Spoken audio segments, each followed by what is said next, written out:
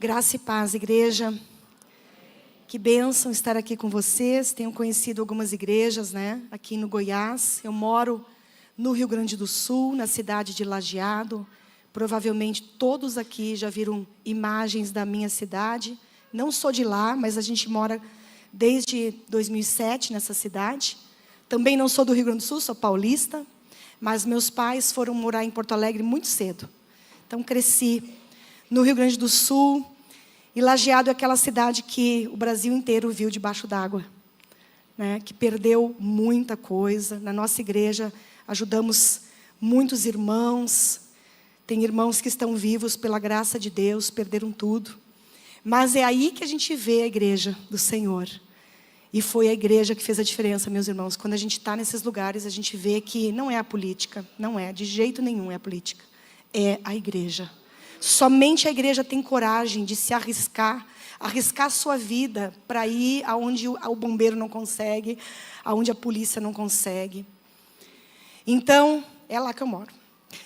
E terceira vez que eu venho a Goiás, tem sido uma bênção. Tenho já amigas preciosas aqui nesse estado. Deus tem me levado a alguns lugares para levar essa mensagem aí sobre a iniquidade, mas eu falo outras coisas também, Graças a Deus. Aliás, eu nunca pensei que eu falaria sobre isso. É algo que Deus ministrou pessoalmente. Eu carregava promessas de Deus desde os meus 20 anos. Tenho 52 hoje. Então, fazia 30 anos que eu carregava muitas promessas e as promessas não se cumpriam, mas sempre servindo a Deus, sempre amando, sempre discipulando. A igreja que existe na cidade de Lajeado, a Igreja Batista Nacional, Plenitude, e ela nasceu na cozinha da nossa casa. Com 5 membros, o Ayrton, meu esposo, eu e nossas 3 filhas, eram os primeiros membros. A igreja está crescendo, nós já temos 5 anos, claro, teve um tempo só na nossa casa. Quando a gente abriu a primeira sala, começou a pandemia, tivemos muitos desafios, mas essa igreja já gerou 3 igrejas, Plenitude. 3, uma igreja novinha de 5 anos. Então, queridos, Deus é que faz, Deus é poderoso para fazer infinitamente mais do que tudo quanto pedimos ou pensamos. Marisa pediu para eu anunciar do livro, ele está ali atrás. Eu já escrevi, publicado 6 livros, esse daqui é o 5º. O 6º já acabou, eu trouxe alguns, mas não cabia muito na mala, que é Pisadas de Jesus. Mas esse livro, queridos, fora o meu testemunho de esterilidade, que eu nunca fui curada da esterilidade, mas Deus nos deu 3 filhas, com palavras proféticas liberadas sobre nós. Mas esses livros tem lá no meu Instagram, se vocês quiserem olhar os outros, e custa baratinho para mandar para qualquer lugar do Brasil por impresso. Não sei se o pastor faz isso também. Custa apenas R$10 para mandar para qualquer lugar do Brasil, da ponta ao norte. Só R$10 porque a gente pede para o correio mandar por impresso. E daí tem um desconto bem bom. Então, esse tem disponível ali atrás, o Raiz de Iniquidade. Esse livro já gerou testemunhos inacreditáveis. Os testemunhos mais inacreditáveis, e eu já vi testemunho. Nessa vida, já vi coisas poderosas acontecendo. E eu sei que vocês aqui também. Mas os mais incríveis, eu vi pregando essa mensagem.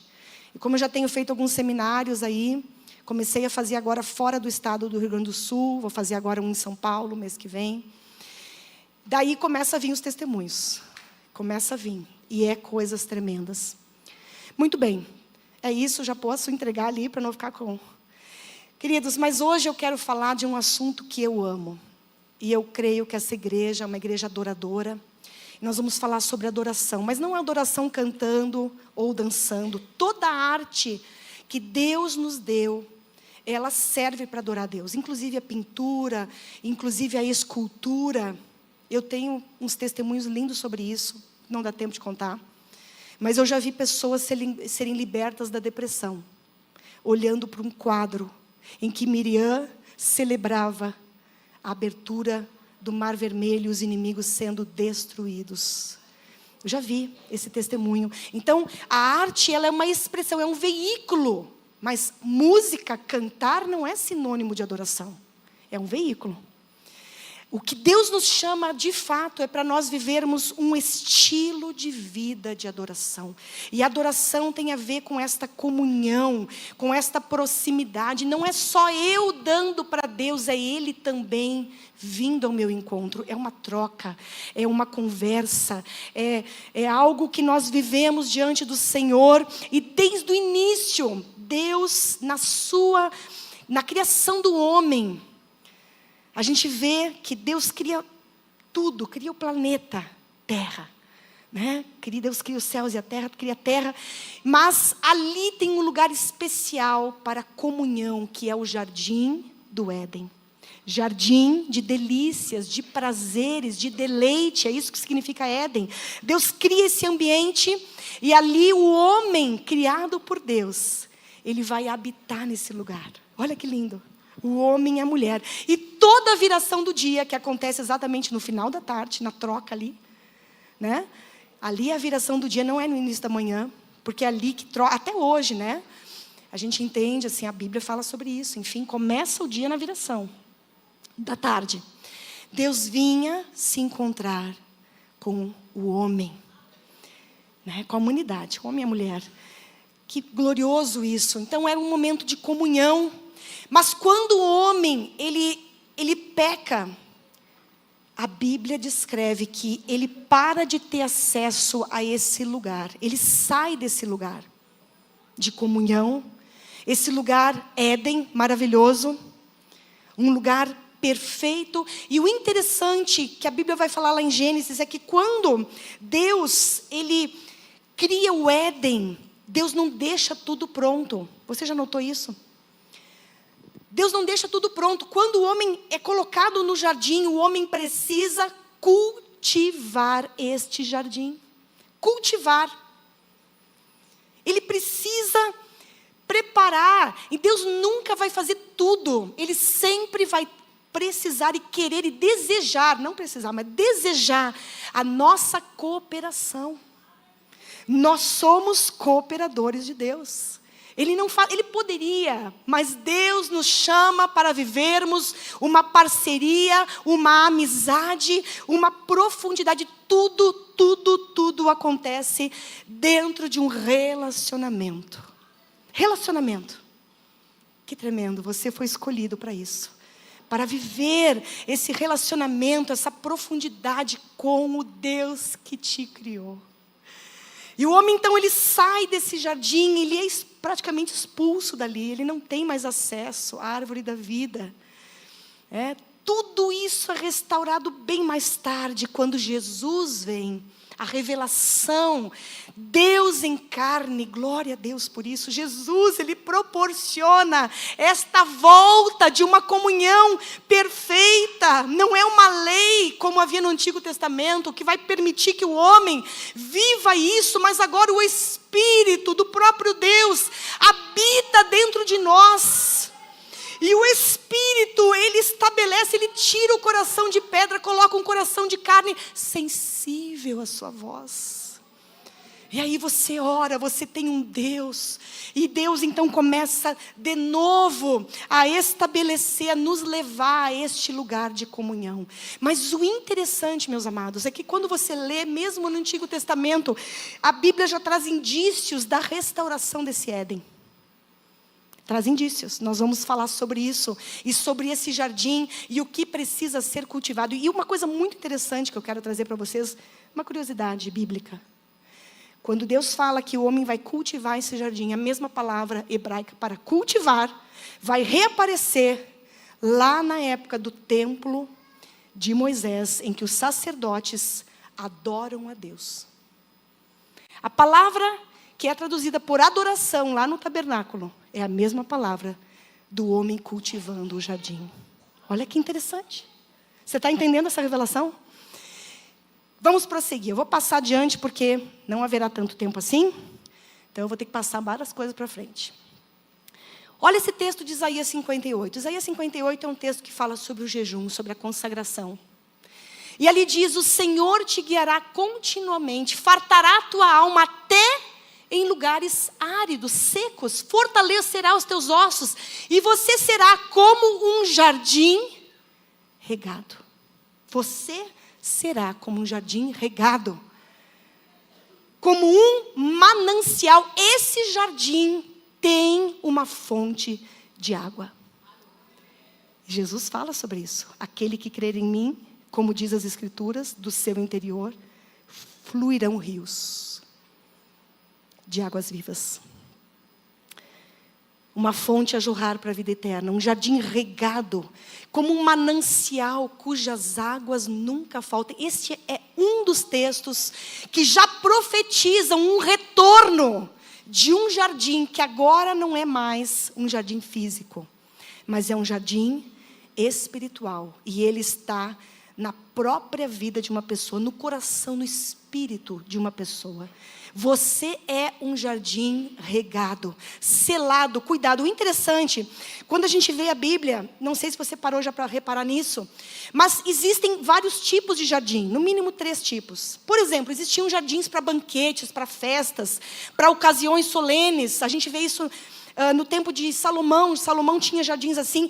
O rei Assuero, lá no livro de Esther também. Aliás, o livro começa descrevendo um grande banquete em um jardim, em um palácio.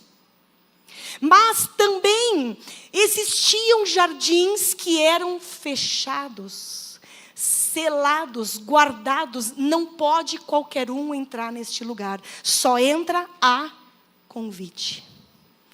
É um jardim para intimidade. Não entra animal, não entra contaminação, não tem nada sujo lá dentro. Geralmente é um lugar onde tem uma fonte, porque aquela fonte é o que rega todo o jardim. E lá dentro só existem plantas selecionadas, árvores frutíferas escolhidas a dedo, especiarias. Coisas raras são plantadas neste lugar. Ele é fechado, ele é murado, ninguém pode entrar lá. Somente quem for convidado para um propósito de intimidade. Assim como o primeiro jardim criado na terra, que era o Jardim do Éden. Interessante? E existe um texto que está no livro de Cantares. Agora você pode abrir aí a tua Bíblia, no livro de Cantares, capítulo 4. Sabe, meus amados, Cantares é um livro fantástico. Eu sei que ele é um livro um pouco difícil da gente ler, porque ele é muito, muito simbólico. O próprio livro em si, ele traz essa metáfora. E até mesmo os rabinos judeus entendiam que o Cântico dos Cânticos, ou o livro de Cantares, escrito pelo rei Salomão, ele era uma metáfora de Deus com o seu povo. Mas tem coisas, quando você vai estudar o livro de Cantares, não sei se vocês aqui já estudaram, você começa a perceber que ele é muito mais do que aquela dimensão apenas humana, de um homem amando uma mulher, de um relacionamento humano. Ali tem o rei e a sulamita. Mas é muito mais do que isso. E nesse texto, final do capítulo de Cantares 4, o início de Cantares 5, você vê exatamente isso acontecendo. Que tremendo, nós vamos ver, porque aqui o noivo, ele chega para a sua amada, a amada já está mais desenvolvida, porque Cantares é interessante que a noiva, a sulamita, ela vai amadurecendo no decorrer dos capítulos.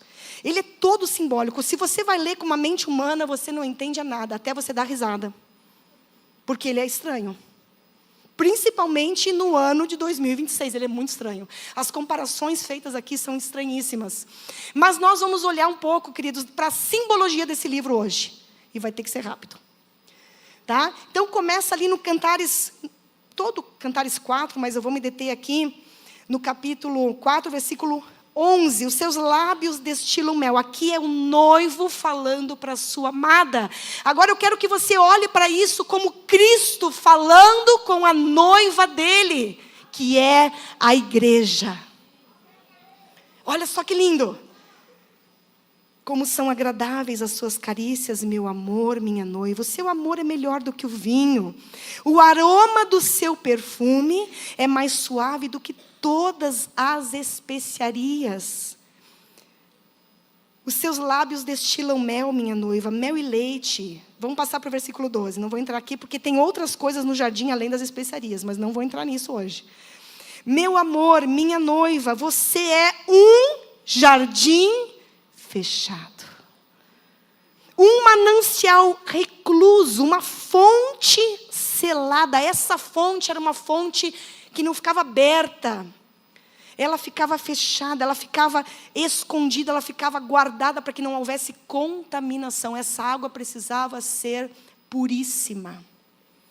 Os seus renovos, os seus brotos, são um pomar de romãs com frutos excelentes. Agora começa a citar aqui coisas que eram plantadas nesse jardim específico no coração da amada.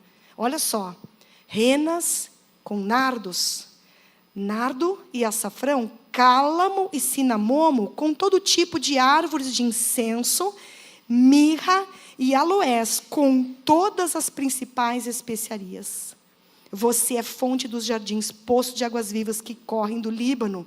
Daí tem uma fala dela que eu vou deixar para depois, no versículo 16. Queridos, eu quero que você entenda que o que essa noiva planta e cultiva no seu jardim, fala de uma vida de adoração. É a própria adoração, ela está cultivando no seu interior especiarias. O que são especiarias? São cada uma das partes, né, das ervas, plantas com propriedades aromáticas que são usadas para sabor e para aroma. Até hoje se usa para perfumes, para óleos. Não é assim? Você conhece, talvez até você tenha em casa. Então, na nossa vida de adoração e intimidade com o amado da nossa alma, Ele vem se deliciar no nosso jardim. Ele vem colher o que pertence a Ele, vem colher as especiarias, contemplar a sua beleza, cheirar os seus aromas, colher os frutos que são para Ele. Ela cultiva e ela convida Ele para vir receber o que pertence a Ele. Isso é adoração. Meus amados, a gente não desenvolve virtudes na nossa vida porque a gente está seguindo uma lei, porque uma religião nos diz para fazer assim. Não, você faz isso porque você quer agradar o coração de Deus. É ou não é assim? Não é outro propósito, não deve ser outro propósito. Você vive uma vida com Deus, você se dedica, você se nega, você toma a tua cruz, você cultiva uma vida de adoração porque você quer agradar a Ele. É para Ele, não tem sentido se não for para Ele. Muito bem, tá bom? E outra coisa muito interessante, que no hebraico a palavra espírito, que é onde acontece o cultivo real dessas especiarias, é a palavra ruach, que quer dizer vento, fôlego, espírito. E ele tem a mesma raiz, olha que interessante, da palavra perfume.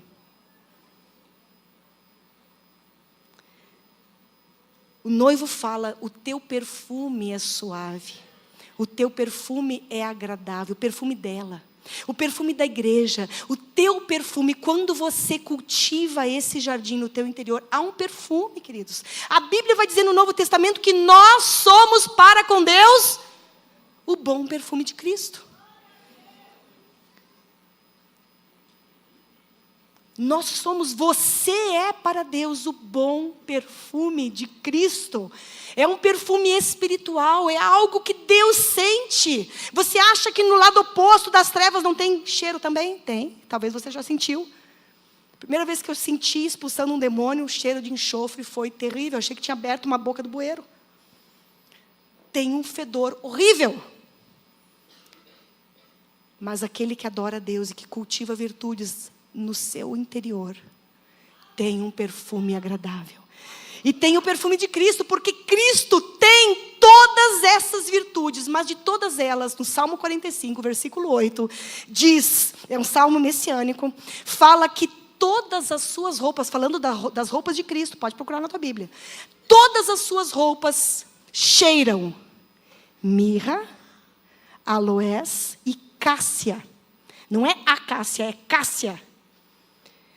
Jesus, de todas essas especiarias, existem 3 que são mais marcantes nos perfumes das suas roupas, que é mirra, aloés e cássia. Você gostaria de saber qual é o perfume de Cristo? Você vai entender que perfume é esse. E quando você estiver olhando para isso, queridos, o Espírito Santo vai estar te mostrando, nós já vamos entrar nas especiarias, ele vai estar te mostrando, você cheira isso. E mais, ele vai estar te mostrando, cultiva isso no teu jardim. Vamos começar então? Muito bem. Primeira a citada no texto é rena. A rena que todo mundo aqui já ouviu falar, ou já viu, né? A rena, que hoje em dia o pessoal pega e usa para tatuagem de rena. É essa rena aí. Tá? A rena, ela é citada lá no início de Cantares, quando ela fala, o meu amado é para mim um ramalhete de rena, né, das vinhas de En-Gedi. E a rena, queridos, ela é um pequeno arbusto. Falei para o pastor Antônio me ajudar. Se eu falar qualquer coisa que não confere, me fala. Pode falar aí. Mas a rena, ela tem o perfume dela nas flores e nas bagas. Ela tem aquele tipo, uma bolinha ali, né? Então, ali está o perfume. A especiaria da rena está ali. Mas o corante da rena está nas folhas. Que são colhidas, né? São trituradas, secadas, trituradas. E dali se faz um corante. Ok? Então, algo muito interessante sobre as renas é que até o dia de hoje, talvez você já viu fotos disso na internet. Principalmente as noivas, quando elas vão casar, dos seus adornos para o seu amado é fazer desenhos, não é tatuagem, é desenhos com o corante de rena cobrindo as mãos e inclusive os pés. O que isso simboliza? Aqui está um exemplo, né? Simboliza, a rena, ela tem esse sentido, ela significa cobrir. Ela significa, a palavra rena significa preço redentor, preço de uma vida e de um resgate. Significa que aquela mulher, aquela noiva, ela está reconhecendo que o seu amado pagou um alto preço por ela. Por que a noiva usa isso? Por que a noiva, inclusive as noivas judias, mas todo o Oriente Médio tinha, né, esse costume. Porque o noivo pagava um dote pela noiva. E até hoje paga. E quanto maior o valor do dote, mais ele estava demonstrando que ele valorizava a sua amada. Então, se o noivo chegava lá e dava um camelo, era um camelo que ela valia. Mas se ele dava tudo que ele tinha, era tudo que ela valia. Então, o noivo, aquele jovem apaixonado, ele não se importava de pegar exatamente tudo que ele conseguia de valor e dar por dote. Onde é que ele ia morar depois? Na casa do pai, por um tempo. Eu tenho uma mensagem que é toda sobre isso. Sobre o casamento judaico e a relação com Jesus, principalmente nos dias finais, antes dele ser morto e ressuscitar. Jesus se transformou, ele se transformou numa parábola viva do noivo, fazendo uma aliança de noivado com a sua amada.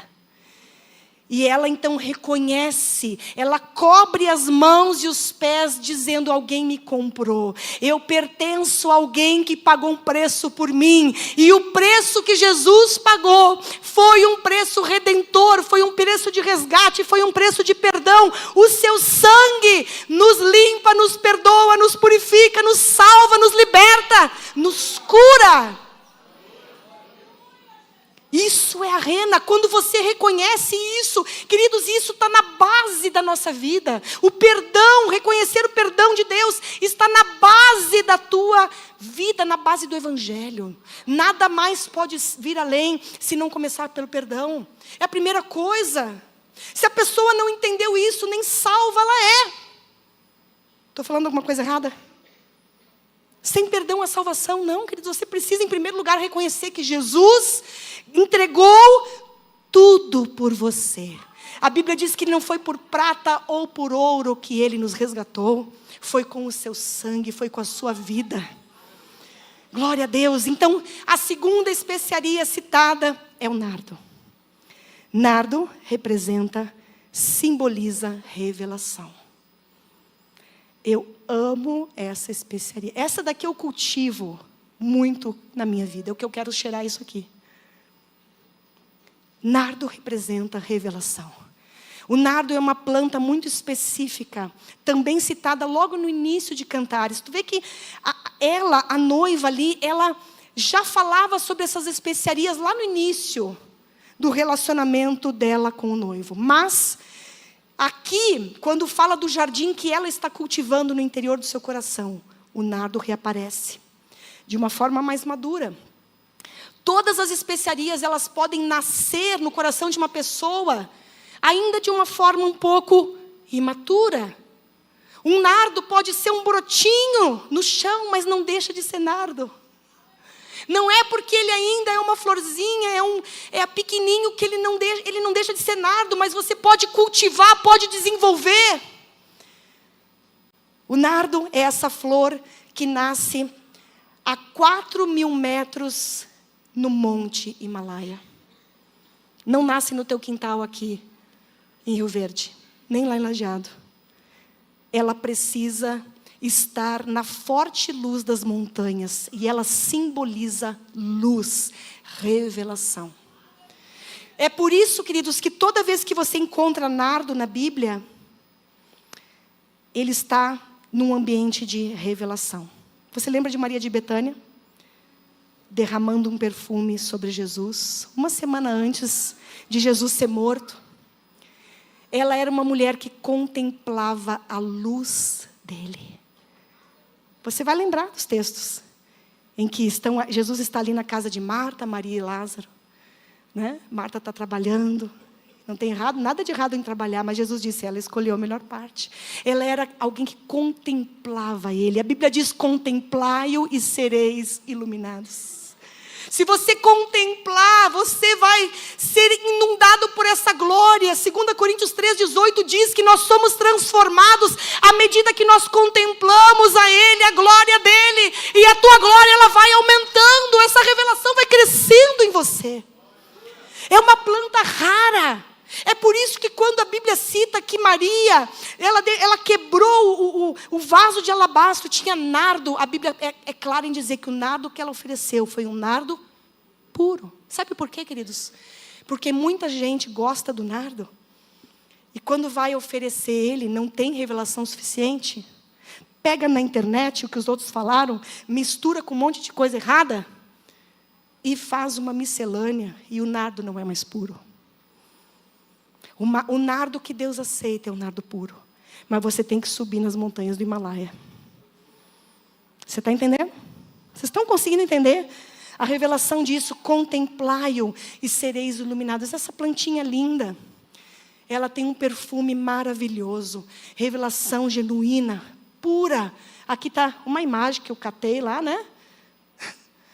Gente, essa mulher, ela tinha uma revelação tão profunda de Jesus que nem mesmo os discípulos tinham nesse tempo.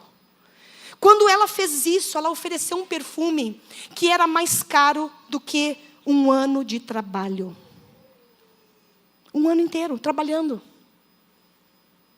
Os discípulos, claro, não eram todos, né? Principalmente o Judas, que era o dono da bolsa, tesoureiro do ministério de Jesus. Eles olharam para aquilo e falaram, que desperdício, poderíamos dar esse valor para os pobres. Jesus falou, não, ninguém moleste ela. Ela fez aquilo por revelação. Ele disse, ela já está fazendo isso para o meu sepultamento. Ela está me ungindo adiantado. Você acha que Jesus, esse perfume puro de nardo, que era um frasco inteiro derramado sobre ele, Jesus deve ter ficado cheirando aquilo por muito tempo. Eu acredito, isso é uma fé minha, que Jesus foi para a cruz cheirando nardo dessa mulher. Porque imagina um vidro de perfume derramado na tua cabeça. Puro, sem nenhuma adulteração.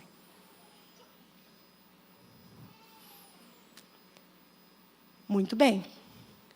Terceira especiaria, açafrão. O açafrão simboliza fé. Não é o açafrão, talvez, que você usa na tua cozinha. Porque o açafrão que tem no Brasil, ele é aquele açafrão que vem da batata. É isso, pastor? A raiz, açafrão da terra. Esse açafrão que a Bíblia cita não é isso aí. Ele é um açafrão que vem dessa flor aqui, ó. Também é citado, né, nesse texto que a gente leu. Ele vem da origem asiática, ele vem desses 3 estigmas ou pistilos encontrados em uma flor. toda tarefa. Por que ele simboliza a fé? Porque a tarefa do cultivo do verdadeiro açafrão é muito árdua. Não é uma planta que você joga semente assim na terra, ara a terra e joga semente. Não. Você precisa se ajoelhar e plantar bulbo por bulbo. Assim como se planta, né, uma planta que vem de uma... Do que, pastor? Uma batatinha ali? Tubérculo. Viu? Que bom ter um pastor assim, né? Glória a Deus. Então, ela precisa ser plantada bulbo por bulbo, tubérculo por tubérculo. Assim como na oração, queridos, você ora situação por situação. E se não tiver fé, não cultiva o açafrão. Olha que interessante.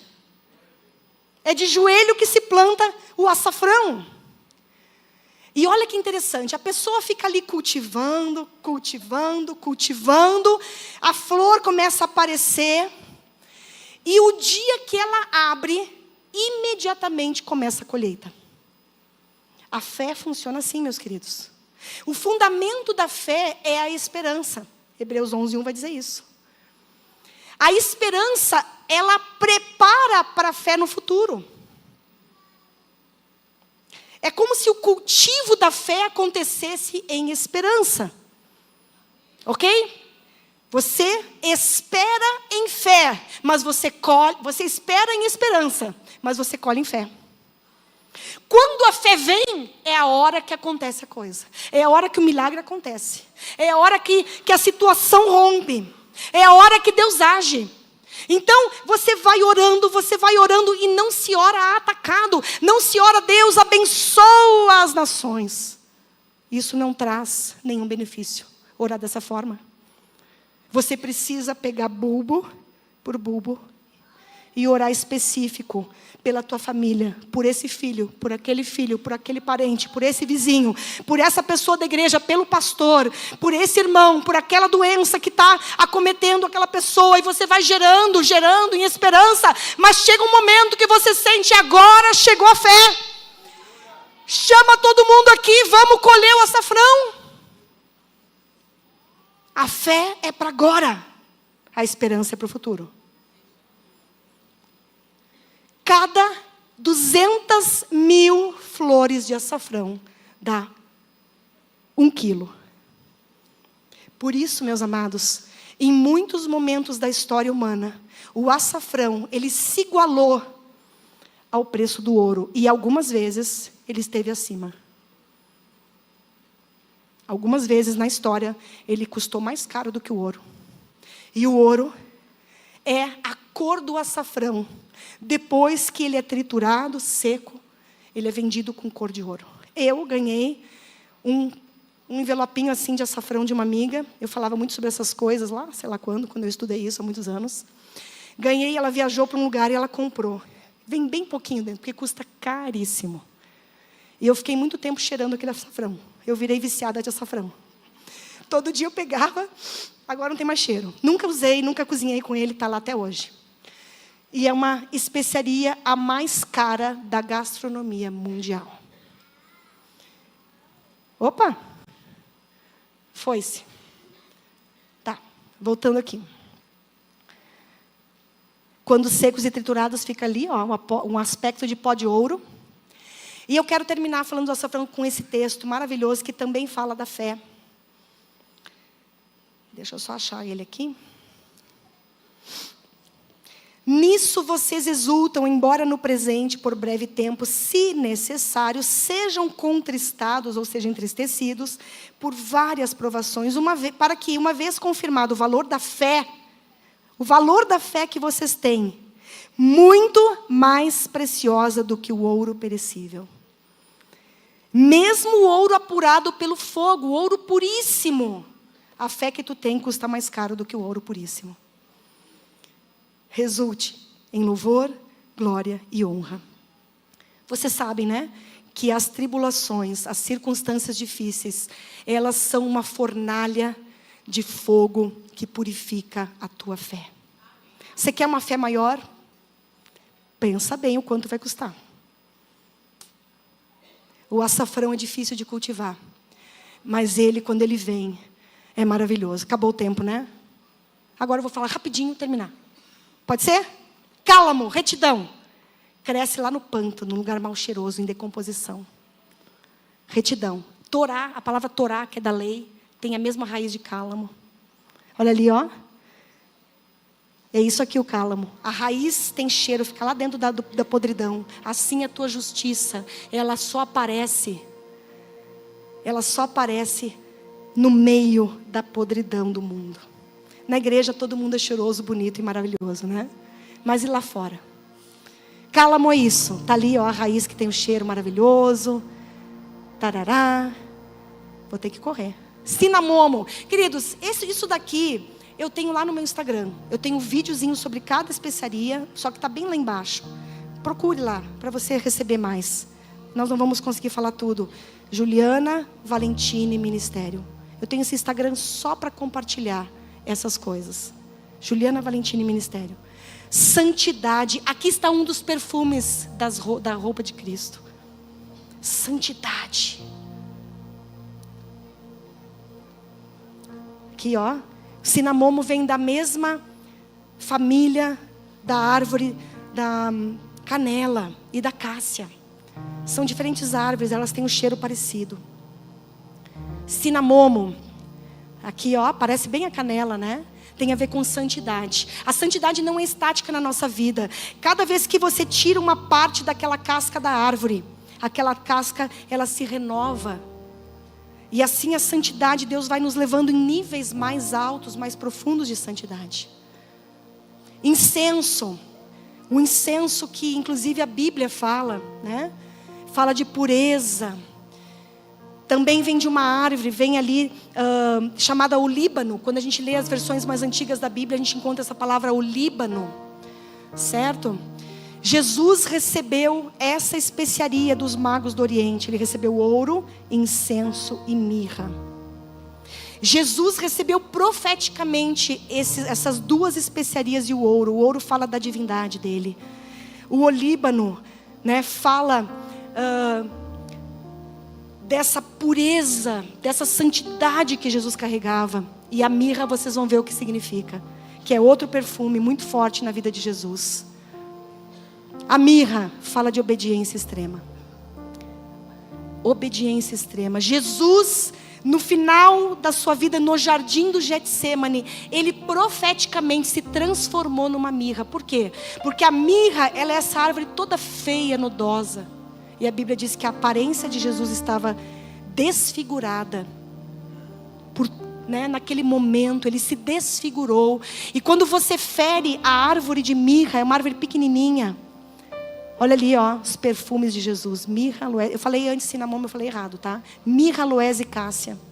Quando você fere a mirra, ela começa a soltar algo que dá o nome para ela, que é gotas vermelhas, gotas que são lágrimas. E Jesus, pela angústia que ele sofreu, por aquela extrema obediência, ele soltou sangue pelos seus poros. Ele se transformou nessa especiaria. Naquele momento, um cheiro de mirra no mundo espiritual era sentido.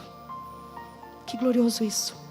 Sabe, queridos, quando você anda por um caminho de obediência extrema, de sacrifício, esse é o perfume da tua vida. Lágrimas, gotas de sangue. E um dos principais ingredientes do óleo da unção, que está lá em Êxodo, é a mirra. Havia 4 especiarias no óleo da unção. 500 ciclos de mirra. Estava em grande quantidade, porque a unção verdadeira, ela carrega isso aqui. Muitas pessoas querem ter unção, mas poucas querem viver a obediência extrema. Poucas querem ser feridas para soltar esse cheiro aqui. Pouquíssimas. Mas quanto mais você se entregar no altar, mais você for um sacrifício vivo, mais mirra é sentido na tua vida. Pode botar o óleo de mirra que você quiser, porque a unção verdadeira, ela vem do jardim, daquilo que você cultiva. Mirra, vamos lá. Aloés é outro cheiro de Jesus, fala de intimidade. Da Trindade, foi Jesus que quis vir em carne, ser como nós, olhar no nosso olho. É diferente, queridos. Jesus é Deus encarnado. Deus encarnado, intimidade. Deus sempre quis ter intimidade e profundidade conosco. É uma árvore altíssima. É uma árvore que chega a 30 metros de altura, é um prédio. Porque não há limite no conhecimento de Deus na sua vida. O pastor estava falando sobre isso antes. A Bíblia diz que a gente precisa crescer no conhecimento de Deus, de Cristo Jesus. É um chamado para que a gente cresça no conhecimento dEle. Aleluia! Está aqui os aloés, ó. Que lindo. Olha aqui que árvore maravilhosa. Fala também de pequenas tendas, porque é dentro de um quarto, de uma recâmara, que acontece a intimidade de um casal. E eu quero dar uma diquinha aqui para vocês. Em Provérbios fala das prostitutas pegando óleo de aloé e colocando na cama, no perfume da cama. Sabe por quê? Porque assim como o nardo, as pessoas adulteram a revelação verdadeira. As prostitutas também tentam usar o aloés para criar uma falsa intimidade. Isso acontece no espírito também. Cássia não está citado em Cantares, mas está na roupa de Jesus e está no óleo da unção. E simboliza a humildade. Vem da mesma família do cinamomo e do... Falei antes? Não, é bem comum que a gente tem. Canela, obrigada.